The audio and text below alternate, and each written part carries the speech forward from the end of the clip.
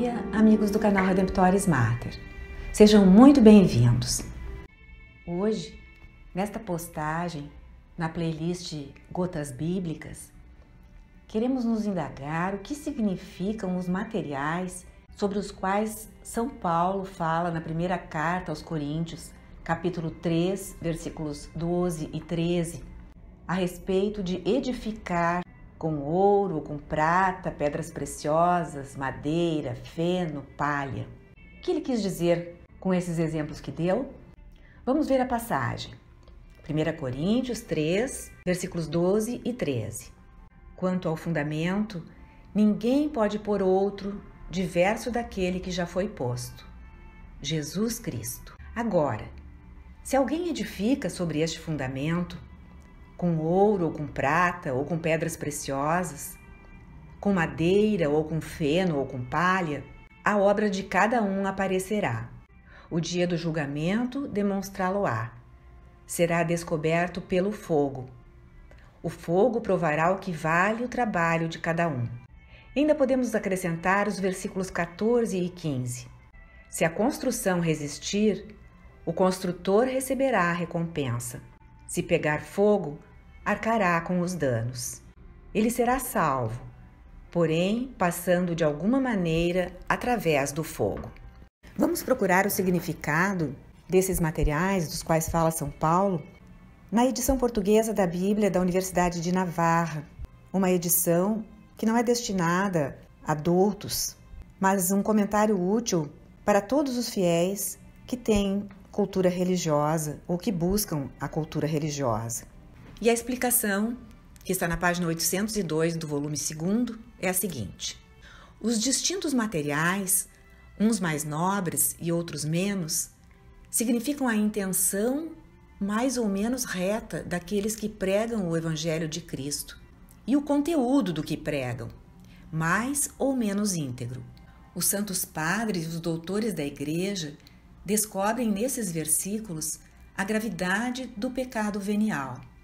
Lembremos que há pecados mortais, que separam totalmente de Deus, e há pecados veniais, que são mais leves, mas diante da grandeza e do amor e da bondade de Deus não deixam de ser graves.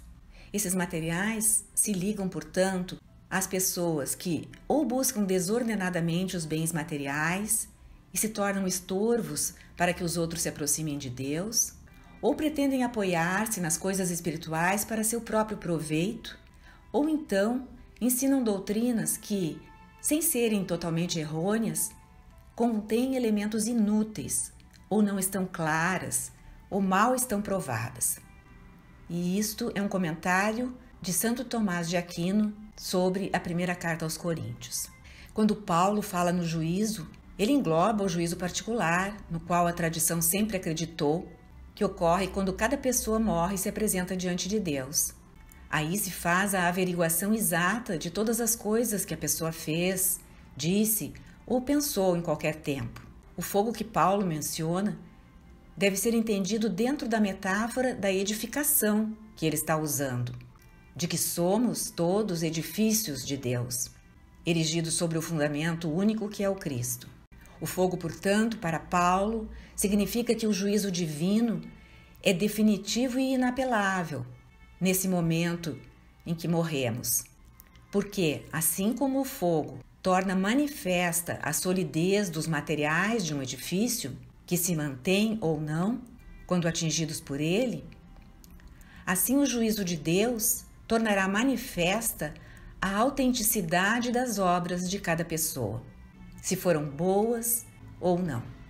Além disso, lembra-se que o fogo acompanha as teofanias bíblicas, as manifestações de Deus na Bíblia, no livro do Êxodo, em várias passagens, na segunda carta aos Tessalonicenses.